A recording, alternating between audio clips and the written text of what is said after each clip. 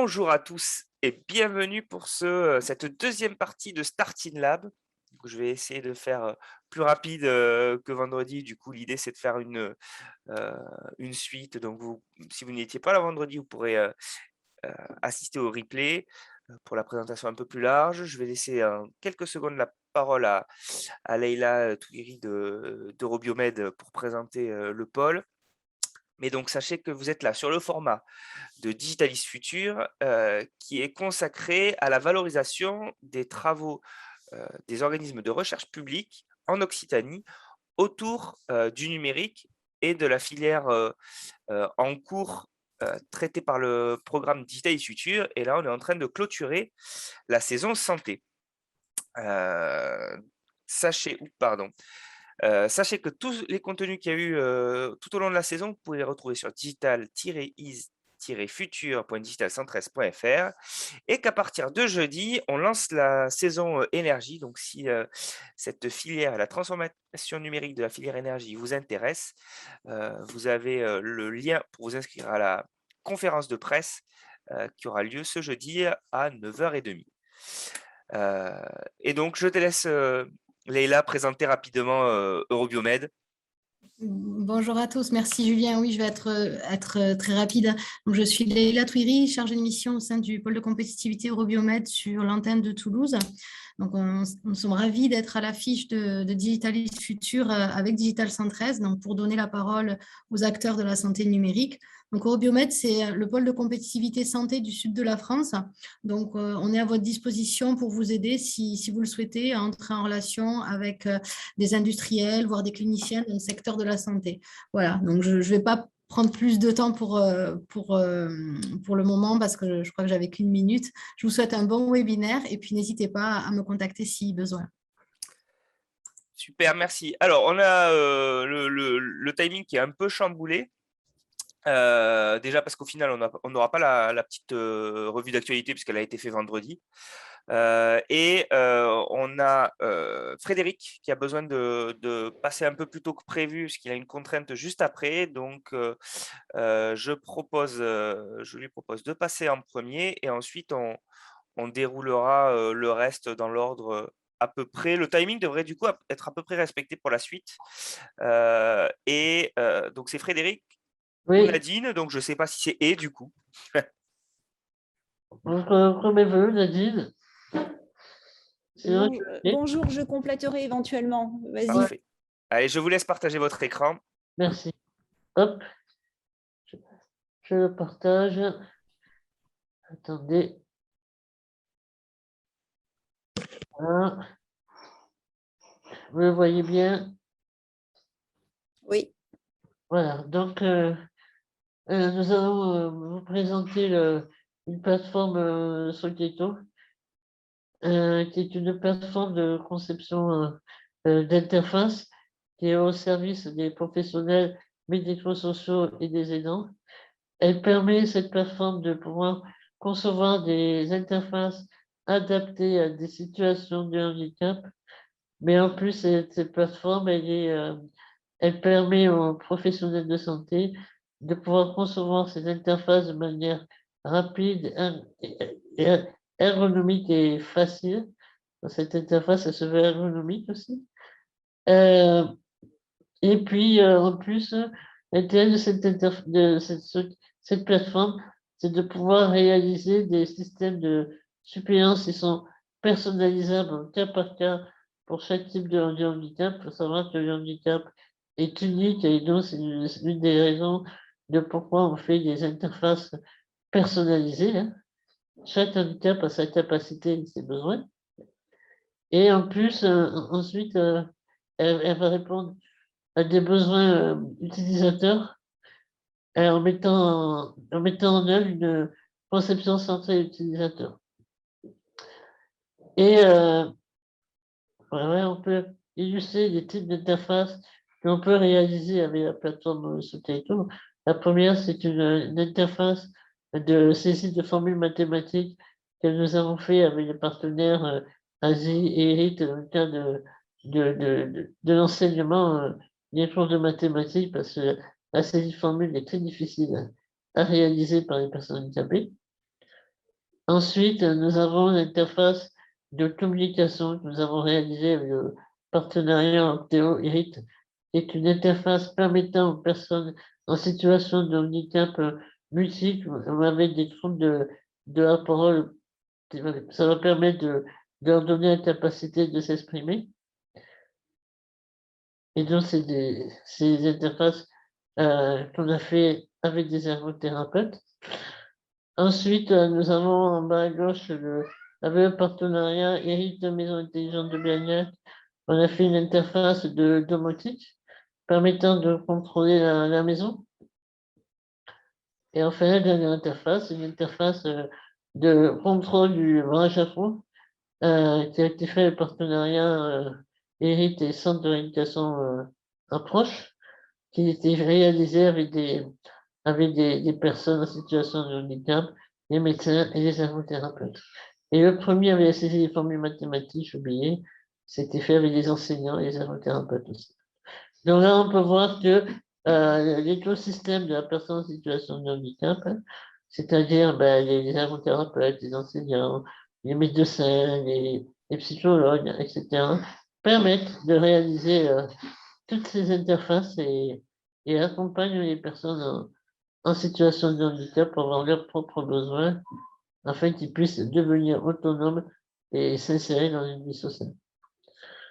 Et donc, ce TECO est composé d'un éditeur d'interface, c'est-à-dire, on va avoir des caractéristiques de l'interface qui lui-même va constituer le bouton. Et dans ces boutons, il va avoir plusieurs aspects, plusieurs types de contenus.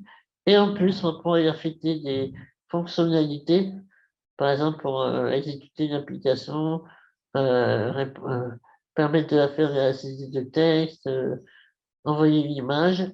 Et aussi, on peut faire communiquer tous ces boutons par des protocoles de communication pour pouvoir, par exemple, interagir avec de la lumière, un volet, un moteur du bras robotique, etc. Et donc, une fois que l'interface est conçue par la plateforme Sulteco, la personne en situation de handicap a la possibilité de l'utiliser avec les dispositifs qu'elle le souhaite. Donc, on peut y mettre un panel de dispositifs selon les modalités que la personne dispose. On peut y mettre des protocoles de communication pour pouvoir rendre cette interface interopérable. Donc, pour pouvoir faire de la domotique, comme je l'ai dit, pouvoir faire de la communication, de la messagerie, pouvoir téléphoner, par exemple, faire de la visio aussi. Et enfin, faire du multimédia, hein, c'est-à-dire pouvoir écouter des vidéos, de la télévision, de la radio. Voilà. Si tu veux compléter, Nadine. Non, simplement ce que je voulais dire, c'est effectivement c'est un outil de conception au service du professionnel de santé ou au service du professionnel médico-sociaux, voire des aidants. Donc c'est vraiment ça, et c'est vraiment comme l'a dit Frédéric, c'est la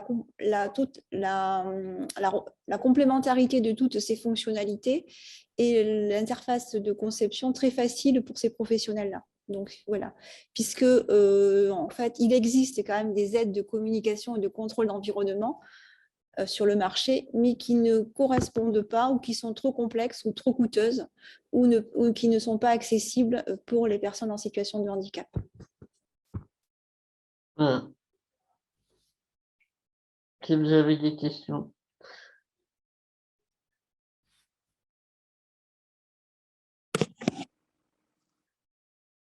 Là, le respect du timing est parfait. Merci. Merci beaucoup. Bon, du coup, on est même un peu en avance. Je ne sais pas s'il y avait des questions, mais c'est le moment. Et sinon, je vais laisser, alors j'espère que je ne vais pas manger le nom de famille. Je vais laisser la parole à Alice Delem-Souleyrac. J'espère que j'ai bien prononcé. Eh bien, très bien. Et vous allez pouvoir partager votre écran. Alors, est-ce que vous voyez bien? On voit bien. Merci.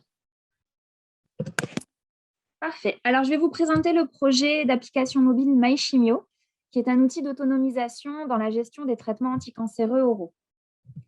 Depuis quelques années, on voit une augmentation exponentielle des prescriptions d'anticancéreux oraux.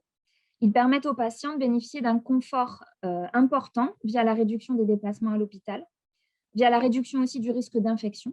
Et ce sont des traitements qui ont une efficacité comparable aux chimiothérapies classiques, c'est-à-dire par voie intraveineuse.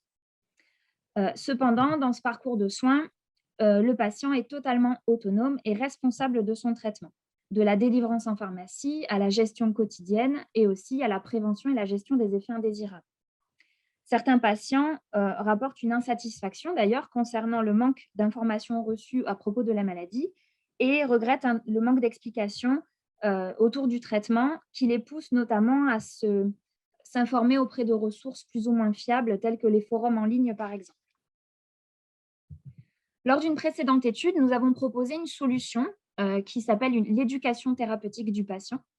Donc, nous avons démontré par ces travaux que de travailler sur les représentations de la maladie, sur les représentations du traitement, sur le sentiment d'auto-efficacité et en prenant en considération les besoins particuliers de ces patients qui expérimentent un nouveau parcours de soins en oncologie, on pouvait participer à maintenir une bonne qualité de vie, voire à l'augmenter dans certains domaines.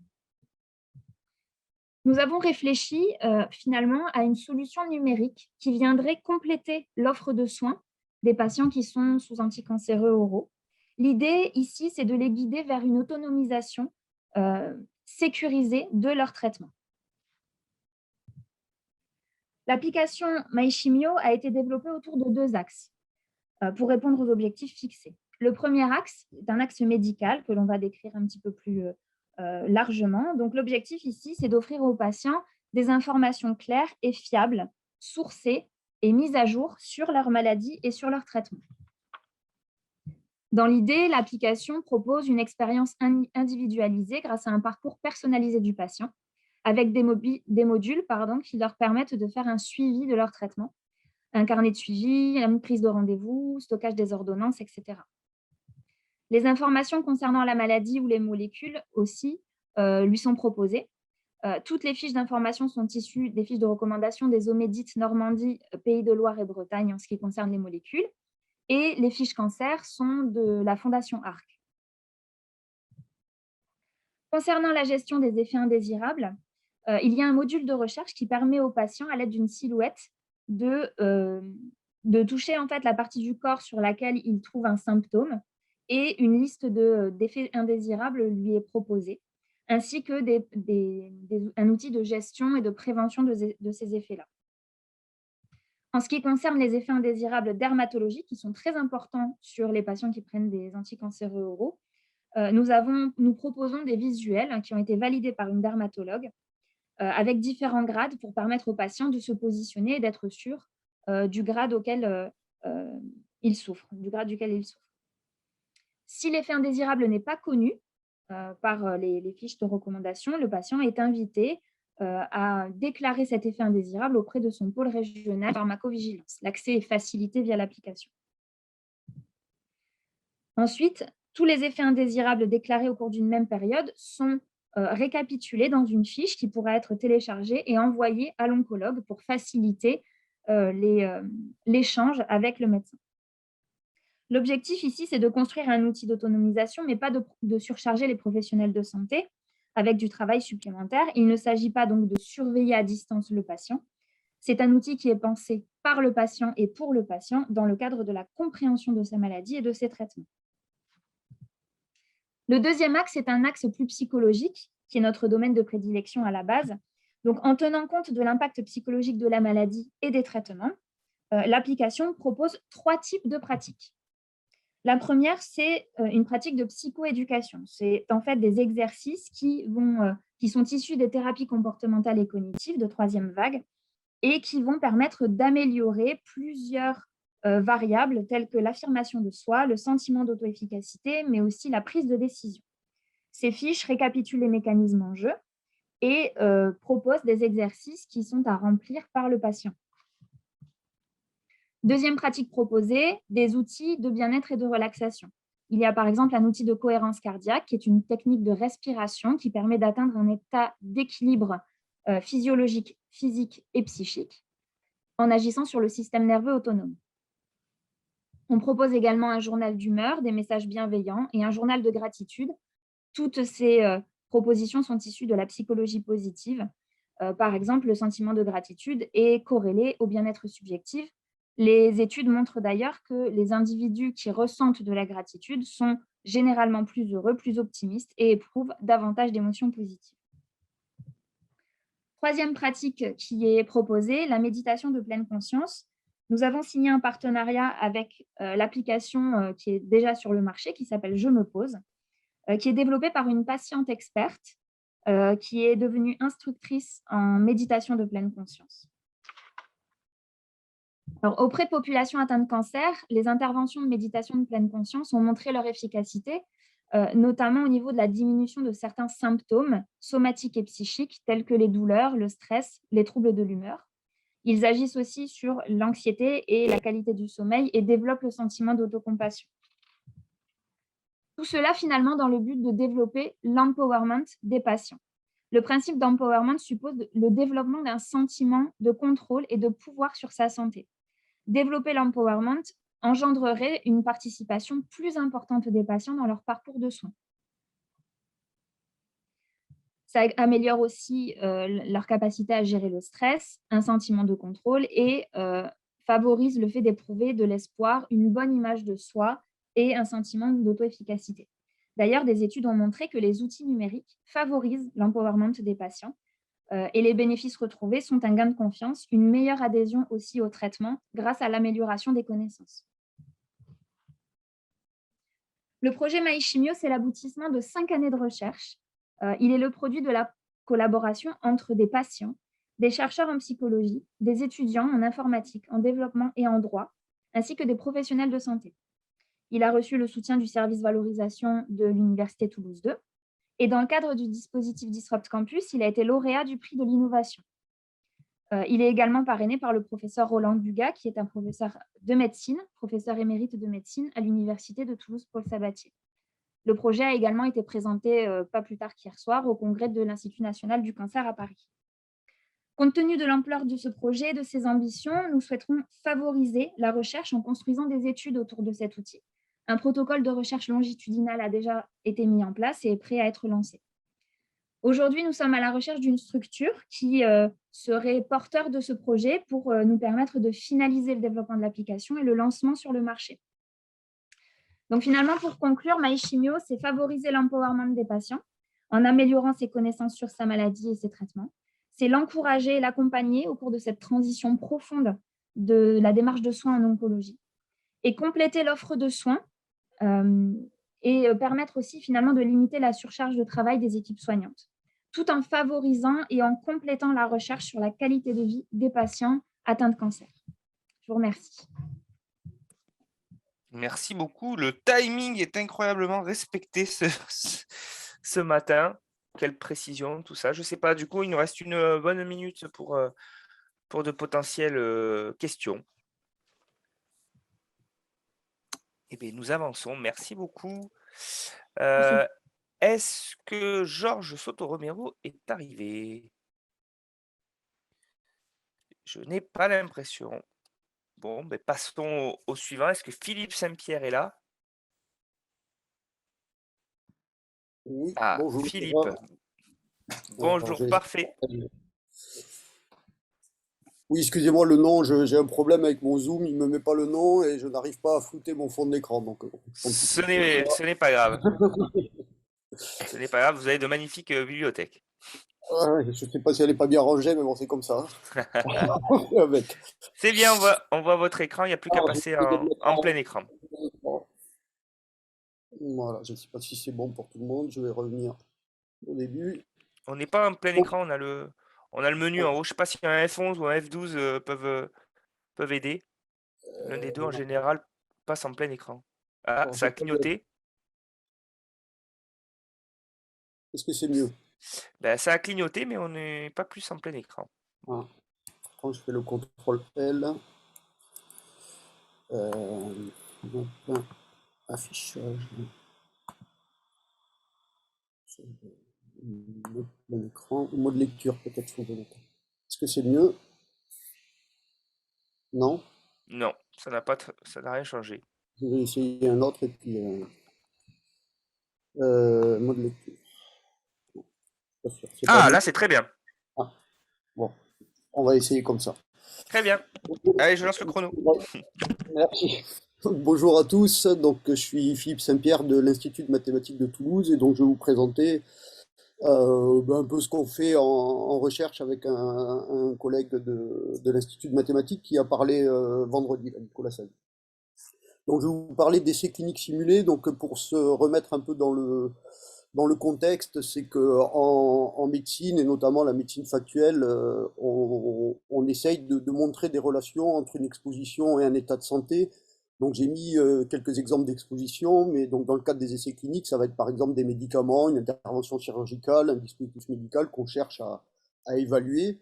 Mais plus largement, une exposition, ça peut être la pollution, ça peut être n'importe quoi. Donc on essaye d'évaluer l'effet de cette exposition sur le patient et notamment donc on doit définir une sortie, enfin une outcome, ce que je peux appeler un outcome, un critère qu'on va évaluer pour savoir est-ce que le médicament a eu un effet donc sur son état de santé, sur sa qualité de vie, sur son pronostic, sur un peu tout ça.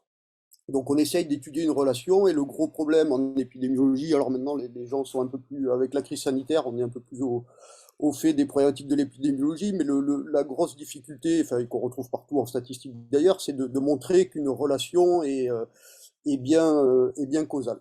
Donc effectivement, c'est pas parce qu'on a une corrélation qu'on a causalité, donc on a de multiples exemples qui mettent qui mettent en valeur ce problème-là. Et donc, il y a des sites notamment qui donnent des exemples. Et donc là, j'en ai pris un où on voit que la consommation de mozzarella est corrélée avec le nombre de doctorants en ingénierie civile. Donc voilà. Et donc, c'est un gros problème qu'on a en épidémiologie, c'est que quand on constate un lien, on ne peut pas forcément montrer qu'il y a causalité. Donc, qu'est-ce qu'on fait? On va essayer de faire des enquêtes. Donc, il y a deux gros types d'enquêtes. Donc, il y a des enquêtes qui sont observationnelles où on observe ce qui se passe. Donc, c'est le cas typiquement des données de cohorte. Donc, par exemple, sur le Covid, vous prenez des gens et vous les suivez dans le temps, vous regardez ce qui se passe. Il y a les enquêtes cas témoins où on prend des malades et des non-malades et on regarde comment ils évoluent. Donc ça, c'est les enquêtes observationnelles. Et de l'autre côté, il y a les enquêtes expérimentales.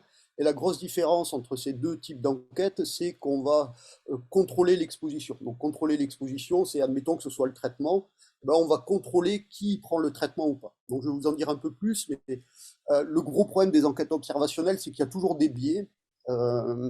Ces biais vont limiter les conclusions de l'étude, et donc c'est important de les contrôler. Alors qu'est-ce qu'on a? Des biais, il y en a un nombre, il y en a vraiment beaucoup et c'est compliqué, mais il y en a deux qui sont très importants. C'est par exemple les biais de sélection.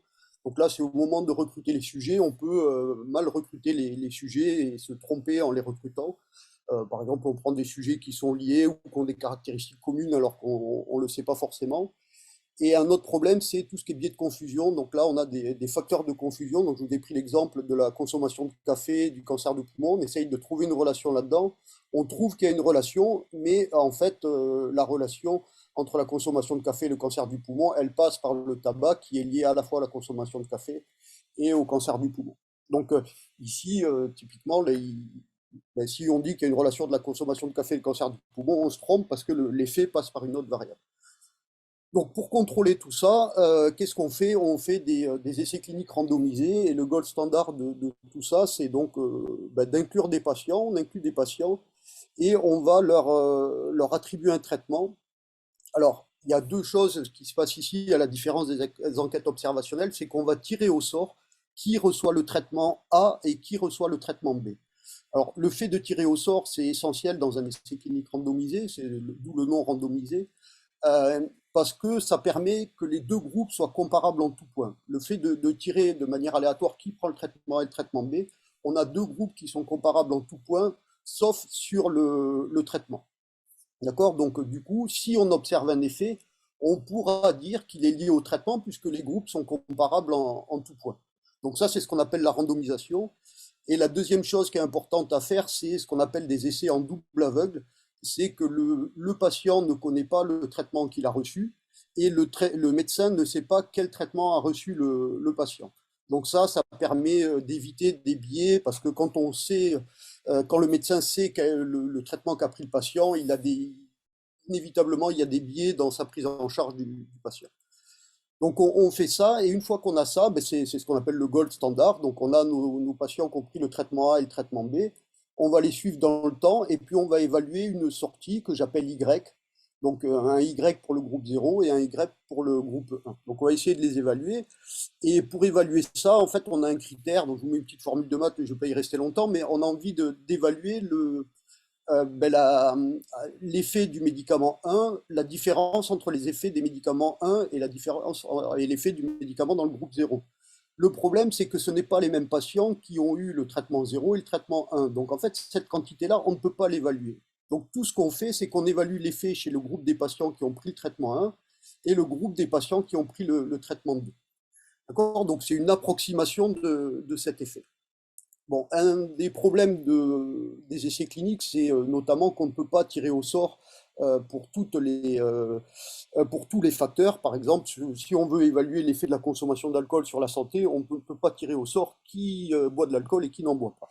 Donc, on est un peu limité avec ces essais cliniques et il y a beaucoup de problèmes éthiques. Et en ce moment, avec dans tout le contexte de la santé numérique, de la médecine 6P, donc vous avez peut-être dû entendu parler, tout ce qui est médecine un peu personnalisée, préventive, de précision, on a envie d'avoir des résultats qui soient individualisés et puis d'essayer de faire des simulations un peu en santé, et notamment dans un contexte où il y a de nombreuses données médicales qui sont disponibles, et donc on a envie d'évaluer, d'utiliser ces données pour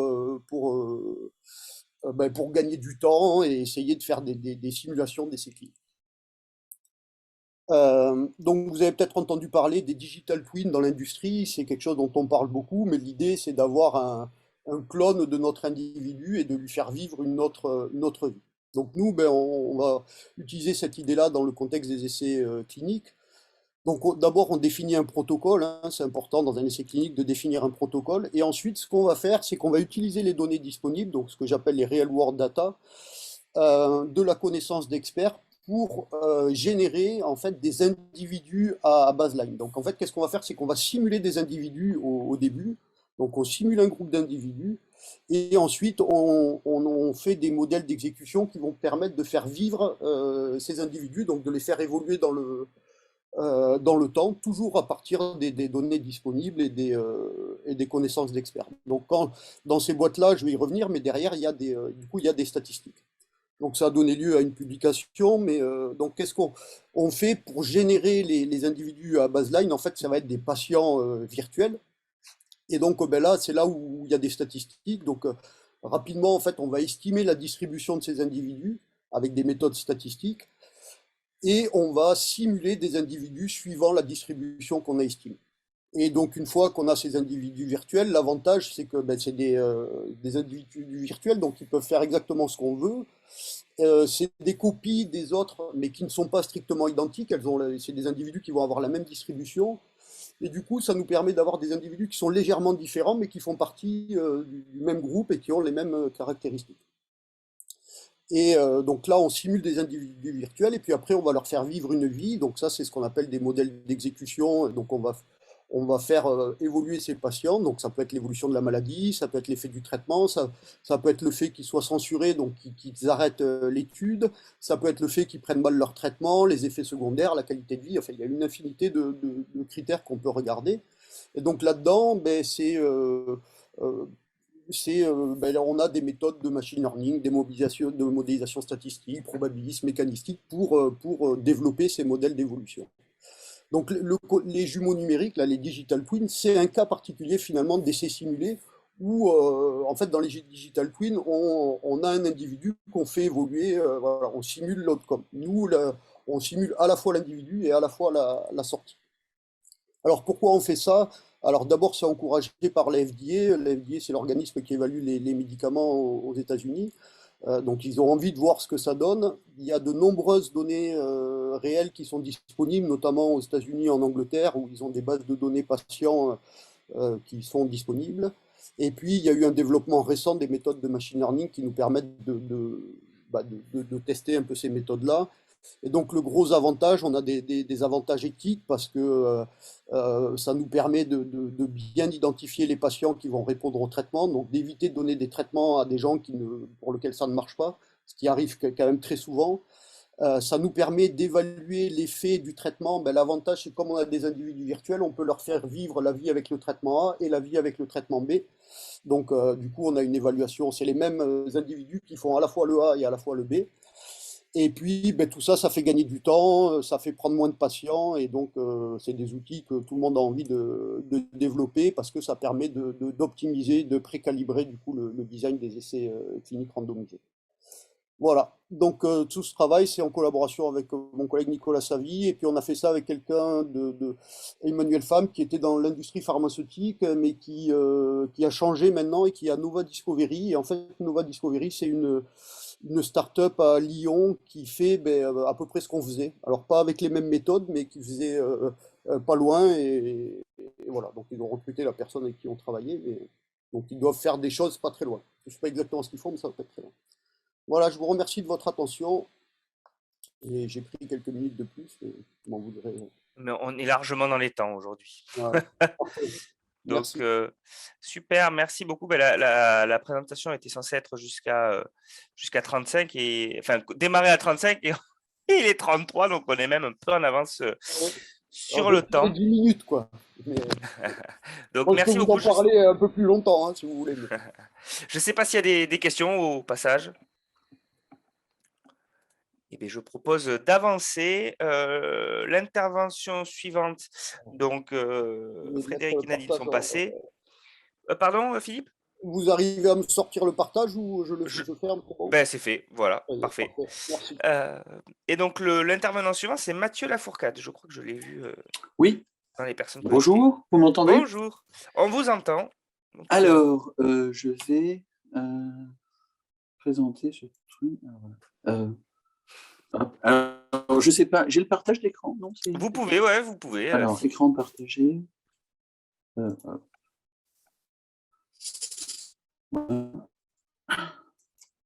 Hop. Et slideshow. Oula. Faut que j'arrive. Bon, voilà. Oula. On n'est pas au début, mais on voit très vous bien. voyez mon écran là? On voit très bien. Ouais. Bon, donc aujourd'hui, alors je vais vous parler de réseau lexico-sémantique. Donc, alors je vais assez peu vous parler de médecine. Bon, déjà parce que c'est pas du tout ma spécialité, mais j'ai quelques projets. Enfin, j'ai en particulier un projet avec le CHU de Nîmes sur le cancer de la prostate. Alors, je ne parlerai pas trop de médecine, mais en fait, on va utiliser des techniques que je vous présente maintenant, en gros, pour faire du diagnostic et de la découverte d'informations, recherche d'informations sur des dossiers patients dans le cadre du cancer de la prostate. Donc, là, je vais être un peu général. Donc, moi, je suis spécialiste en traitement automatique de langage naturel, donc pas du tout en médecine. Et je vais vous parler de ce qu'on fait avec des réseaux lexico-sémantiques et pourquoi. Donc, très rapidement, l'idée, c'est que le langage humain est plein d'ambiguïté. Alors, même dans des documents de spécialité, de type dossier patient, donc il y a l'ambiguïté des mots. Et à nouveau, là, je parle de, moi, je mange un avocat, je mange avec un avocat. Cette ambiguïté de mots est aussi présente dans les cadres de spécialité. Donc, par exemple, foramen ovale, FO, donc c'est un terme médical, anatomique, mais ça peut être force ouvrière, etc. etc. Et l'idée, c'est que souvent on utilise les mêmes bases de connaissances que dans plusieurs domaines, et dans le domaine généraliste, et parce que, en fait, souvent, ça serait trop compliqué d'essayer de réduire le vocabulaire au juste domaine de spécialité. En plus, ce vocabulaire évolue avec le temps. Donc, il y a des ambiguïtés de mots, donc il faut qu'un système automatique arrive à déterminer le bon mot en contexte, des ambiguïtés de structure de phrase. Il regarde la fille avec un télescope, il regarde la vie avec un cheval, donc c'est plutôt regarder à l'aide du télescope, et puis ce n'est pas à l'aide du cheval qu'on regarde. Donc, il faut que le système arrive à déterminer ses rattachements correctement.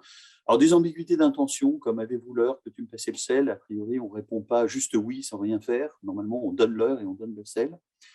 Et il y a des ambiguïtés de référence. Alors, ça, c'est très fréquent dans tous les domaines et tous les types de documents, techniques ou non.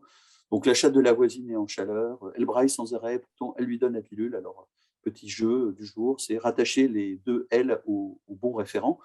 Alors pour nous, je vous donne des exemples où pour nous, ce n'est pas difficile a priori, mais évidemment pour un système automatique, ça peut être très très compliqué. Et la raison de base, c'est que nous, on a des connaissances du monde qui soient de spécialité.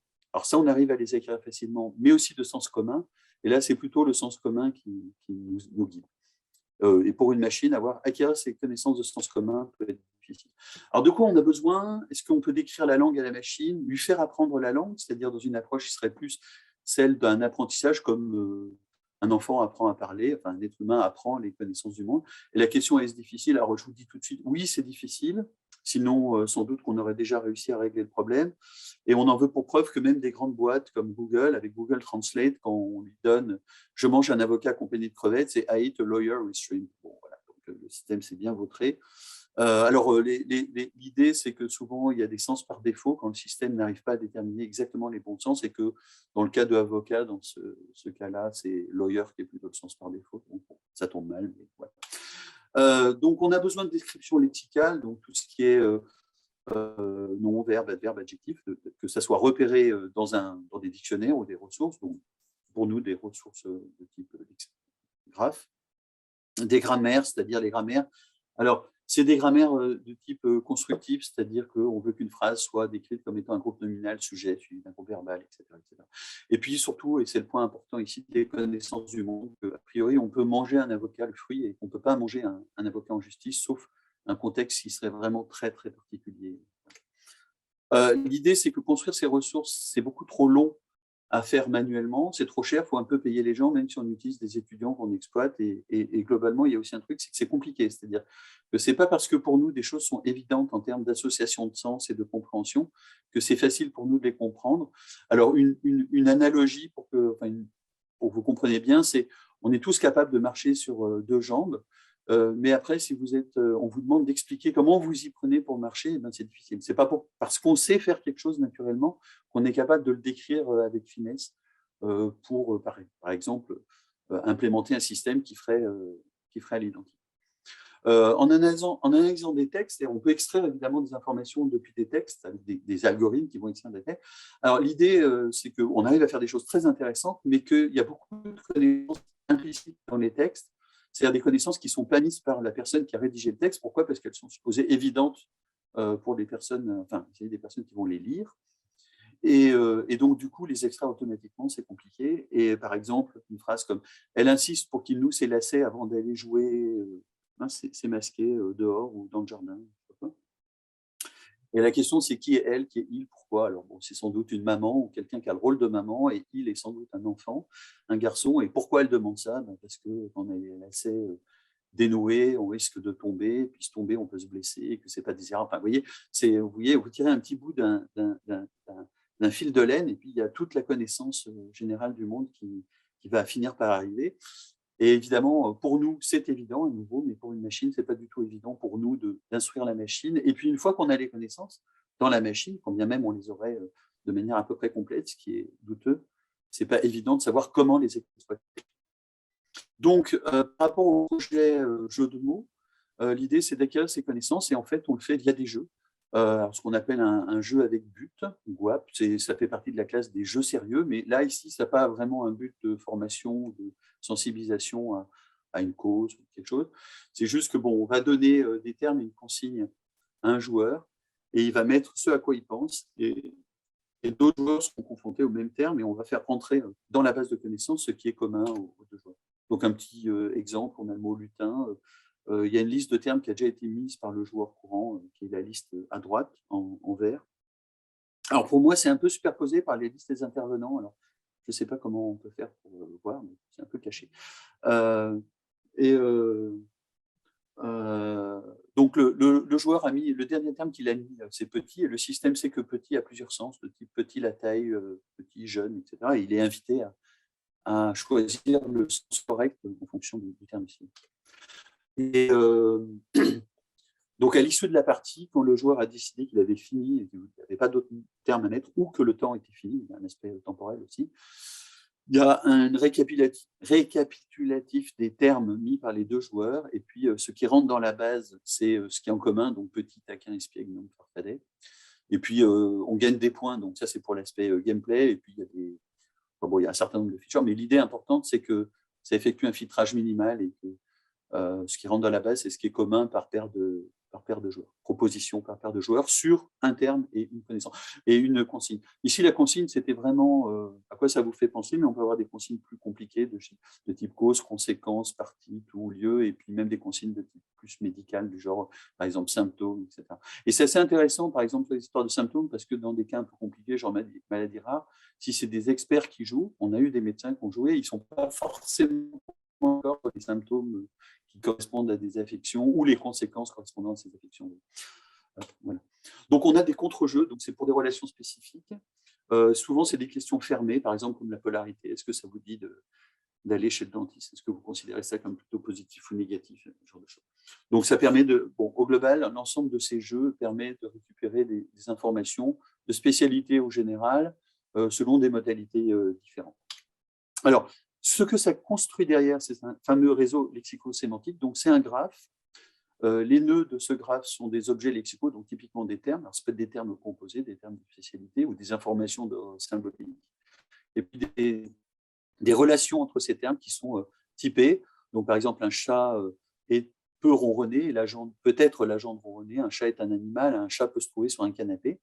Ces relations donc, sont orientées, pondérées, c'est-à-dire elles ont une intensité plus ou moins forte et éventuellement un poids négatif pour informer de choses fausses, par exemple qu'un chat n'a pas de nageoire ou par exemple qu'une femme n'a pas de prostate. Voilà, ça, c'est un cas. Alors c'est vraiment important parce qu'il y a eu des systèmes par apprentissage qui marchent de manière abductive par des exemples, et puis il y a eu des dossiers patients de cancer de femmes qui avaient différents soucis et qui ont été analysés par ces systèmes abductifs, donc qui ne font pas de raisonnement, mais juste de la comparaison, par exemple, comme étant un cancer de la prostate. Donc, évidemment, si on a un système qui raisonne un peu et que le système analyse qu'il s'agit d'une femme, manifestement, ça peut être un cancer de la prostate. Voilà. On a des termes qui sont raffinés, c'est-à-dire les termes ayant plusieurs sens, on a des sens explicitement représentés, que le chat, par exemple, se retrouve plutôt typiquement peut se retrouver sur un canapé, le meuble, mais a priori ne se retrouvera pas sur un canapé, le petit four. Bon. Alors après, dans un contexte particulier, on peut avoir un chat qui se roule sur des petits fours. Mais bon. Voilà. Et que, par exemple, le canapé, le meuble, a comme partie un accoudoir, ce qui n'est pas le cas d'un canapé, le petit four, où on a une relation négative. Bon. Voilà. Donc l'idée, c'est que la machine peut aussi apprendre à partir des informations collectées, c'est-à-dire on collecte des informations. Alors, bien sûr, par des créations automatiques, mais aussi, comme je l'ai dit, par de la contribution indirect via des jeux, ou direct d'ailleurs, ce n'est pas un problème. Et l'idée, c'est que le système peut inférer de nouvelles connaissances pour consolider ces connaissances. Est-ce qu'une frégate qui est un oiseau peut avoir des voiles? Parce que la frégate bateau a des voiles. Et par exemple, ça, c'est un cas réel d'un système via un chatbot qui demandait est-ce qu'un générique de fin, c'est la même chose qu'un médicament palliatif? Donc, ça, c'est le genre d'inférences rigolotes qui peuvent être faites un peu comme un enfant qui demanderait ça. Bon, parce que générique, c'est lié à générique d'un film, et générique de fin, c'est de ça dont il s'agit, mais générique, c'est aussi un médicament générique, et que fin peut être lié à la mort, donc du coup, l'association avec le médicament palliatif. En gros, l'inférence était tout à fait légitime. Bon, après, on a instruit au système que, non, malheureusement, ça n'a rien à faire. On atteint doucement les 10 minutes. D'accord, donc je me dépêche. Donc, on peut faire des inférences additives, etc. Donc, je passe sur les histoires des inférences, etc. Ce que je veux juste montrer, c'est qu'on peut faire un réseau neuronal avec tout ça, donc un réseau explicite, et faire des tâches de type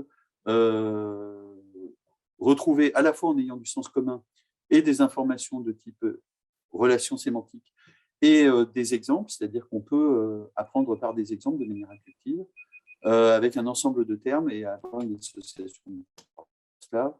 Voilà, par exemple, ici, donc vous aurez les slides, tu me confirmes, Julien, que les gens pourront voir les slides. Ici, c'est 2 exemples de textes.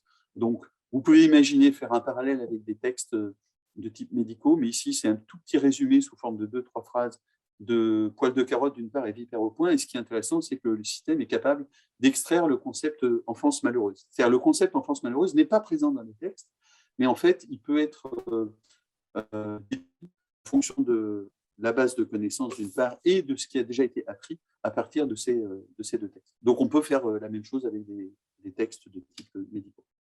Donc, on l'utilise dans un tas d'applications et donc en particulier dans le médical, et on l'a fait déjà explicitement dans l'analyse de compte rendu en imagerie et biologie médicale.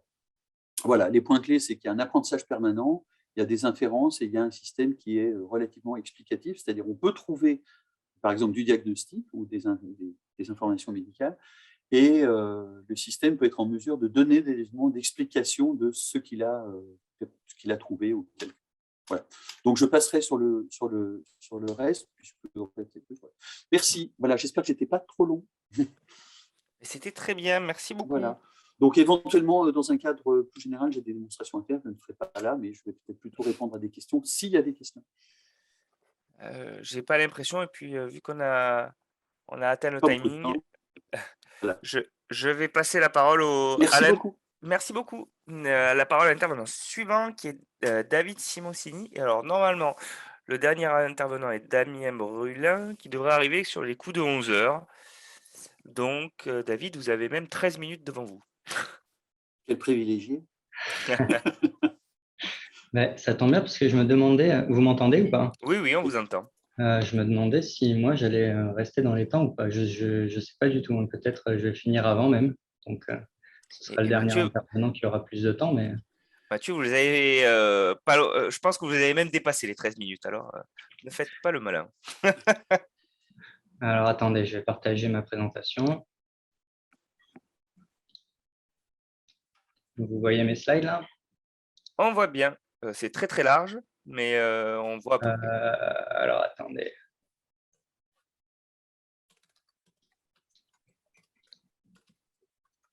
Comme ça, c'est comment? Pour l'instant, il n'y a pas de changement. Ah, ça a juste caché les bords, mais je pense que c'est assez clair. Bon, écoutez, on va faire comme ça.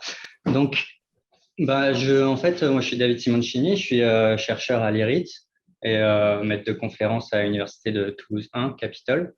Je suis co-chair aussi dans l'Institut de recherche, l'Institut interdisciplinaire d'intelligence artificielle, ANITI. Je suis co-chair sur la chaire de Thomas Schex, qui a dû présenter vendredi dernier, je pense, ici.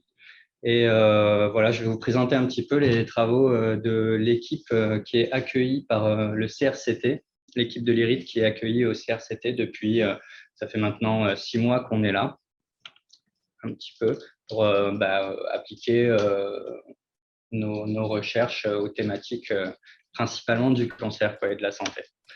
Donc, les thèmes de recherche qui sont développés dans notre équipe, c'est très, très large. En fait, ça va du niveau moléculaire jusqu'à l'étude des patients. Donc, c'est de la modélisation et de l'analyse multi-échelle. Donc, on étudie de la modélisation moléculaire, on fait de la conception de protéines, on regarde les interactions au niveau cellulaire et au niveau des réseaux métaboliques, et on fait aussi de l'aide au diagnostic et au pronostic à partir de données patients. Donc, pour faire tout ça, on a différentes méthodes qui sont des spécialités des différentes équipes de l'IRIT qui sont impliquées dans cette équipe au CRCT. Donc, ça va de l'optimisation combinatoire, système multi-agent, programmation génétique, de la logique aussi, et des méthodes de machine learning classiques basées sur des arbres de décision ou bien sur des réseaux de neurones. Donc, pour l'instant, on est 7 chercheurs et chercheuses de l'IRIT ici, à avoir des bureaux au CRCT, donc sur le campus de Langlade, à l'Oncopole. Donc, le responsable de l'équipe, c'est Jean-Marc Alliot. Et on a quelques doctorants et post-doctorants, mais enfin, voilà, c'est une équipe qui est en train de se construire et de grandir un petit peu, quoi. Je vais juste vous présenter rapidement quelques projets qu'on a. Parce que c'est très diversifié. Je ne vais pas tout présenter, mais juste quelques-unes des choses qu'on fait ici. Donc, déjà, au niveau moléculaire, donc, nous, on travaille sur principalement la conception des protéines. Donc, une protéine, vous en voyez une ici, elle a une structure tridimensionnelle. Elle est composée d'acides aminés. Et on peut se demander, en fait, étant donné une séquence d'acides aminés, quelle est la structure de la protéine? Donc ça, c'est un problème qui a été résolu il n'y a pas très longtemps par AlphaFold. Et en fait, nous, on se pose le problème inverse, c'est-à-dire, est-ce qu'on peut trouver une séquence d'acides aminés qui va donner une structure qu'on a envie d'obtenir en fait. Donc, on a appliqué ça avec des collaborateurs japonais, par exemple, pour redesigner le cœur d'une polymérase ARN. Donc, une polymérase ARN, c'est une protéine qui est très, très grosse, qui a à peu près 3000, un peu plus de 3000 acides aminés, qui a un rôle très important puisque c'est la protéine qui est en charge de la transcription de l'ADN. Et en fait, il y a une sous-partie dans cette protéine qui est très simple, que vous voyez ici en gros, et qu'on pense que c'est ce qui est à l'origine de l'évolution de cette grosse protéine, aux origines de la vie. C'est apparu à partir de ce schéma, de cette petite structure très simple. Seulement, cette partie-là n'est pas soluble, et donc pour montrer que ça a bien émergé à partir de ça, il faudrait être capable de reproduire cette structure-là, en fait. Et c'est ce qu'on a fait avec nos outils. On a designé une séquence d'acides aminés et nos collaborateurs au Japon ont synthétisé cette séquence et ont montré qu'elle se replie effectivement comme cela et que donc tout a pu évoluer à partir de ces simples motifs qui ont très peu d'acides aminés en plus, donc des acides aminés qui sont apparus certainement aux origines de la vie. Donc, ce qu'on peut faire avec ça au niveau de la santé, c'est par exemple, on travaille sur la prédiction de l'évolution des virus. Donc, avec nos outils, on peut faire des énumérations de séquences d'acides aminés. Donc, on peut regarder toutes les séquences qui seraient favorables pour un virus pour infecter une cellule humaine, par exemple. Donc, c'est des travaux qui sont d'actualité un petit peu. Donc, on est capable d'énumérer plein de séquences et de construire un paysage énergétique, donc un peu comme une chaîne de montagne où quand on se balade, c'est qu'on va de séquence en séquence et la hauteur définit l'énergie. Donc, est-ce qu'une séquence est adaptée ou pas pour infecter son hôte? Et à partir de ça, on peut tracer des chemins entre les différentes séquences et regarder la probabilité pour un virus de muter et jusqu'à quel point est-ce qu'il pourrait… Bonjour, on m'a appelé. C'est Mathieu. Alors, Mathieu Laportale. Je vais couper le micro de Mathieu. Voilà, c'est bon. Bonjour Mathieu. Et donc voilà. Ensuite, au niveau des interactions cellulaires, en fait, c'est surtout Sylvain Cussablanc qui travaille là-dessus ici et il collabore avec des différentes équipes du CRCT. Ils étudient par exemple la propagation des tumeurs et les interactions avec des cellules du système immunitaire, donc des lymphocytes T principalement. Et donc, ils construisent des modèles à partir de ça. Et en fait, ce qui se passe, c'est que c'est des modèles qui sont assez longs à développer. Donc, il faut des interactions avec les biologistes et puis aller programmer un modèle et puis revenir vers le biologiste, voir si tout ça est adapté et recommencer. C'est des cycles qui sont très longs.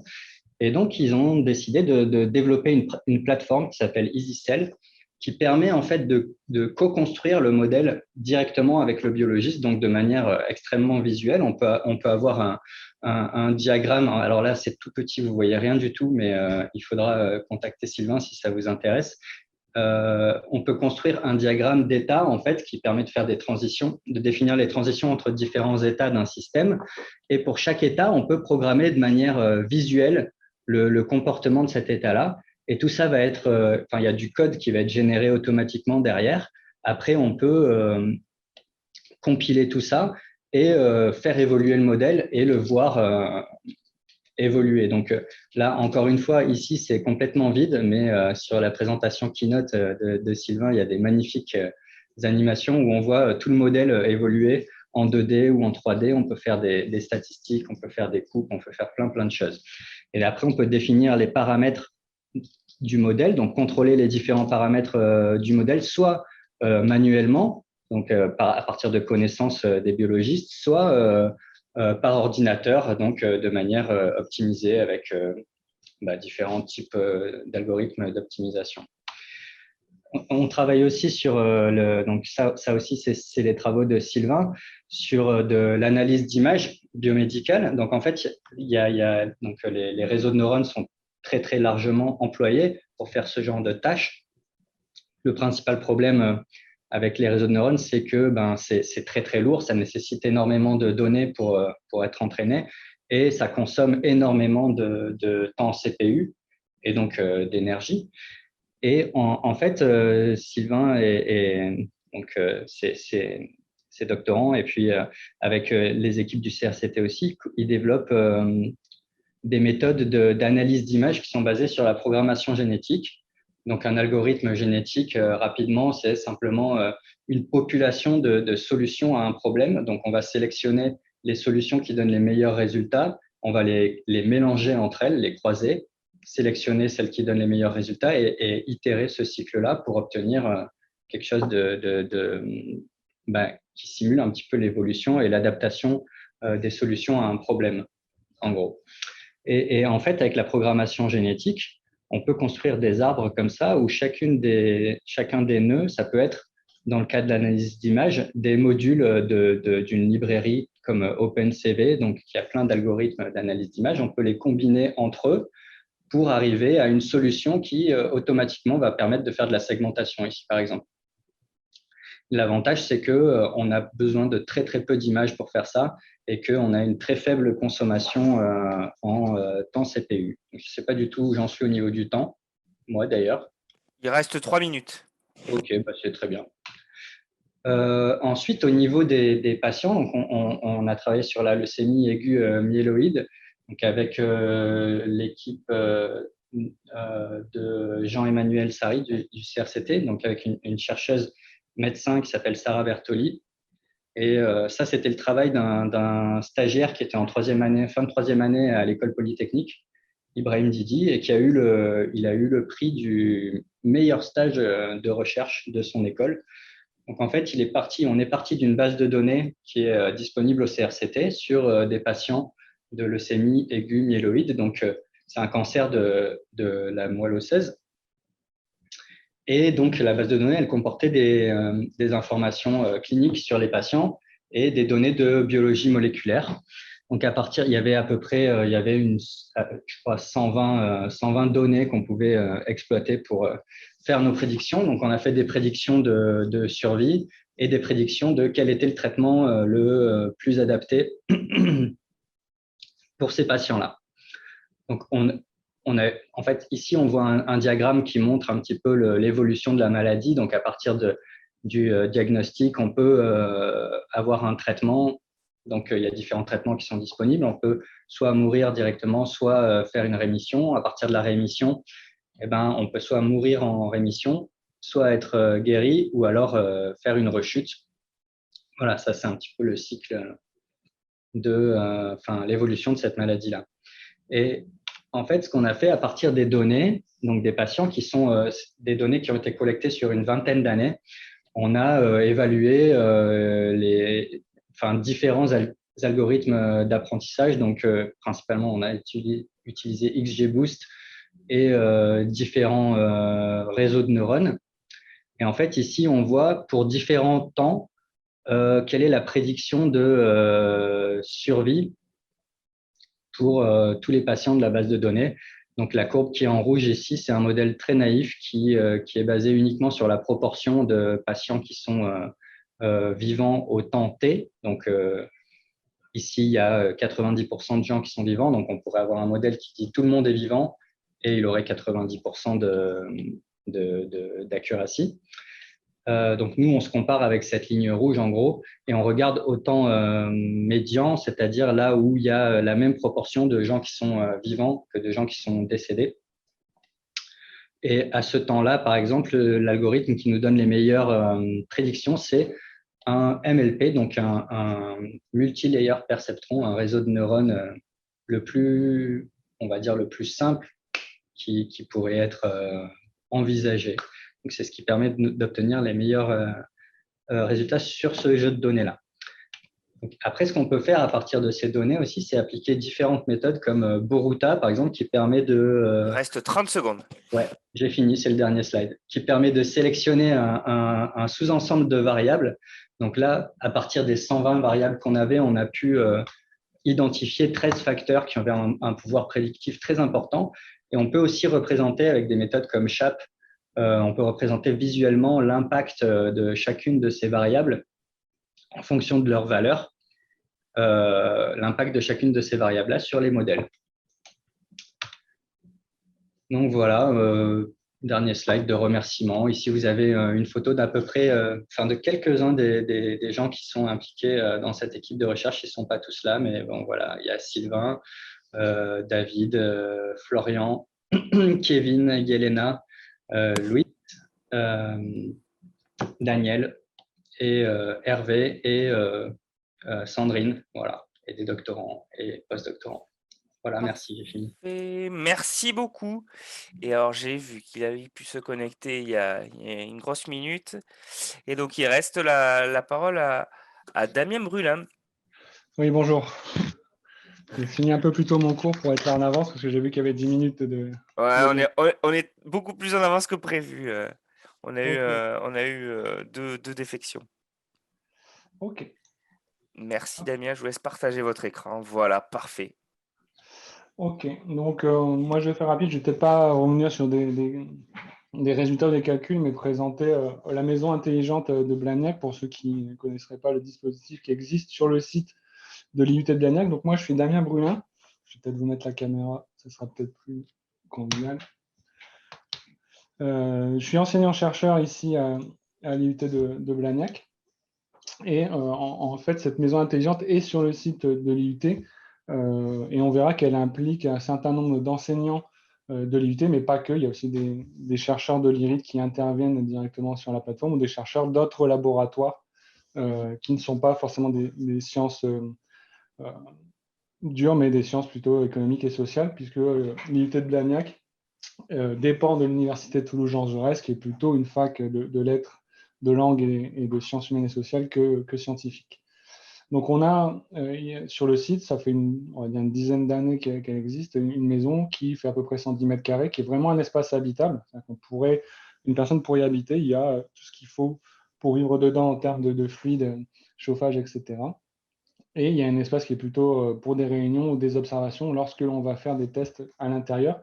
Et l'idée de cette structure, c'était de rassembler le triptyque recherche, enseignement, formation et industrie. C'est-à-dire que pouvoir faire travailler les étudiants dedans, pouvoir permettre aux chercheurs de tester leur développement, qu'il soit prototypé ou non, au logiciel ou non, et aux industriels de parfois de s'en servir comme d'un showroom ou de zone de test pour pouvoir réaliser des tests qu'ils ne peuvent pas faire qui serait réalisable qu'en laboratoire, et là, avoir un environnement qui soit plus proche du réel. Donc, on est à mi-chemin entre un environnement réel et un environnement labo. Donc, on est sur du semi-contrôlé, on va dire. L'idée, c'est de voir les deux aspects, à la fois l'aspect technique et les aspects psychologiques, parce que vous verrez que ça implique un consortium de chercheurs ou un groupe de chercheurs de disciplines très différentes, à la fois techniques et sociales. Et tout un nombre d'entreprises qui ont participé au départ à la naissance de cette maison intelligente et qui continuent à venir nous voir pour mettre leurs produits en vitrine ou tester des choses. Des associations qui nous contactent parce que parfois elles aimeraient bien visiter pour voir les possibilités que peuvent offrir ou qui sont offertes à l'heure actuelle sur les maisons intelligentes ou la domotique, que ce soit pour le confort, pour la santé, etc., etc. Donc on travaille aussi beaucoup en partenariat avec le CHU et des gériatres du CHU, notamment dès la conception, pour concevoir quelque chose qui soit lié aux besoins des personnes, des utilisateurs finaux, plutôt que d'imposer une technologie à ces personnes-là. Donc on adapte, on essaie d'adapter, d'étudier après comment elle est utilisée, comment elle est acceptée ou pas. Donc couvrir l'intégralité de la conception, du technique, des besoins, le technique, et après comment elle est utilisée derrière et acceptée par les personnes. Donc, si je positionne là, on est entre, comme je l'ai dit tout à l'heure, entre le laboratoire et la maison, ce qu'on appelle un living lab. Donc, on a quelque chose qui ressemble à une maison dans laquelle on pourrait vivre, qui ne perturbe pas les personnes qu'on pourrait faire venir pour tester quelque chose à l'intérieur. Ça leur rappelle, c'est un environnement qui peut leur être familier.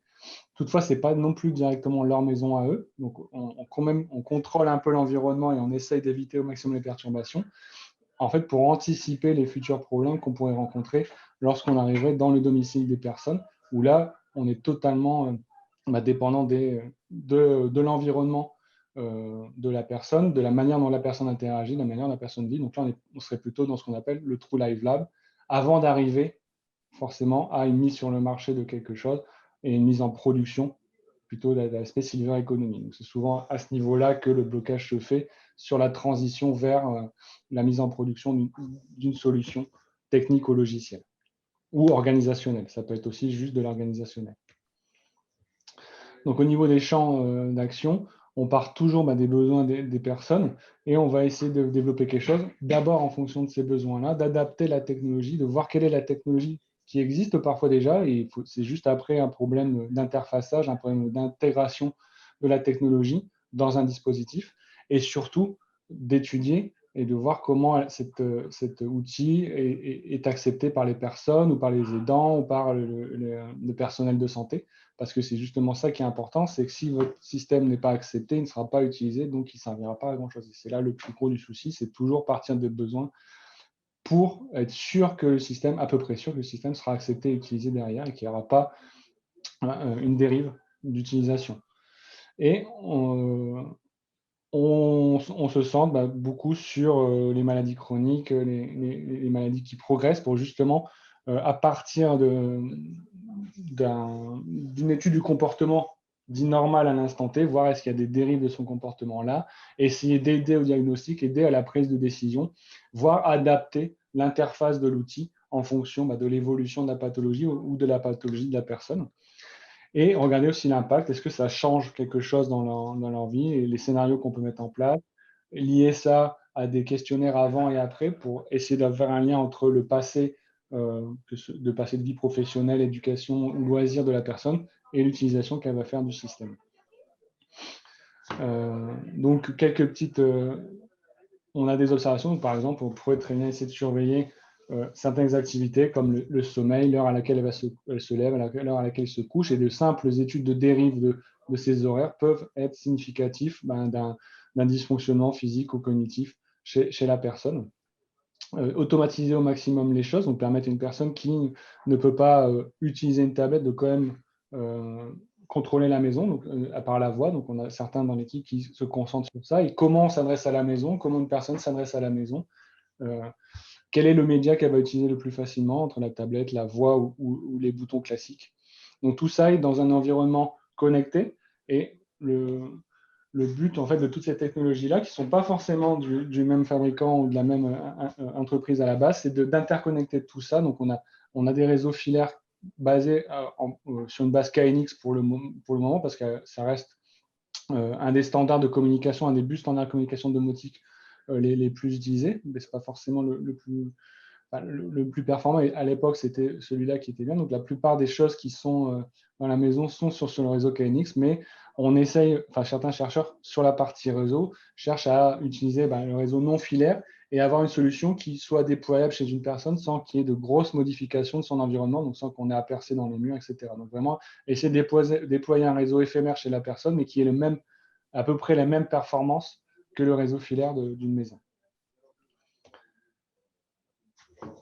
Donc, exemple d'éléments d'expérimentations qui ont été menées. Typiquement, on avait des volontaires qui venaient sur la journée. On leur faisait passer d'abord un questionnaire pour savoir un peu quelles sont les technologies qu'elles avaient à domicile en termes de smartphone, tablette, utilisation d'Internet, etc., leur niveau d'études. Et après, on leur faisait réaliser un scénario dans la maison en leur laissant libre le choix sur la méthode d'interaction. Donc, il y a une interface qui a été développée par des chercheurs de l'ENS qui, je pense, sont encore présents sur la visio, qui sont Aline Bigourou et Fred Vella, qui est vraiment plus adapté, qui reprend les éléments de la maison et qui, à l'aide d'icônes, permet à une personne qui n'est pas forcément à l'aise avec cette technologie-là de pouvoir quand même utiliser la maison. Et donc après, on étudiait, on les observait, et le but, c'était de faire un scénario de levée du lit jusqu'à la préparation du petit déjeuner et voir un peu leur routine. Et est-ce qu'elles utilisaient la voix, est-ce qu'elles utilisaient la tablette, ou est-ce qu'elles continuaient à utiliser les boutons classiques dans une maison. Donc, ça fait partie du genre d'études qui peuvent être menées au sein de la maison intelligente. Et on va retrouver plein de systèmes qui ne sont pas forcément du même fabricant. On n'est pas lié à une entreprise en particulier. On va retrouver parfois plusieurs tablettes, plusieurs pèse-personnes ou plusieurs tensiomètres connectés dans la maison, mais c'est juste pour vous donner une vitrine de ce qui existe et ce qui pourrait être déployé dans une maison voire interconnectés dans une maison. Voilà, je crois que j'ai balayé à peu près tout. Donc, je croyais que j'avais une slide sur l'équipe. Alors, l'équipe, elle rassemble à la fois des chercheurs qui sont sur la partie réseau, donc justement pour ce réseau qui serait éphémère, une interconnexion, voire la localisation dans la maison d'objets ou de la personne à travers les objets qu'elle manipule. Des chercheurs qui sont plus sur la partie capteur intégration, et donc récupération des données en fonction des besoins de la personne. Là, c'est tous les chercheurs du LAS qui sont impliqués. D'autres chercheurs de l'IRID qui sont plus sur la partie interfaçage, mais ça, c'est Nadine et Fred ont dû vous en parler juste avant, et des chercheurs qui sont plus sur la partie sciences humaines et sociales, donc plus anthropologique, analyse du comportement, etc., mener des questionnaires avant et étude des besoins, focus group fait en amont pour la conception. Voilà. Je vous remercie de votre attention. Merci beaucoup. Bon, on atteint tranquillement la fin de nos présentations. Merci beaucoup. Je vois qu'il y a des messages, j'ai raté peut-être des questions. Non, c'était des départs. Hop, je vais remettre mon petit affichage. Mon timing qui s'arrête. Donc juste pour rappeler que d'ici quelques semaines, parce qu'avec les vacances qui arrivent et tout ça, on mettra le replay de ces interventions en ligne et vous pourrez le retrouver sur digital-is-futur.digitalcentresse.fr et je sais plus ce que j'ai mis comme dernière slide, c'était mon intervention tout simplement. Et je reviens vers les chercheurs pour collecter d'ici assez vite les slides de ceux qui souhaitent nous les partager. Donc merci à tous et bonne fin de journée et à très bientôt.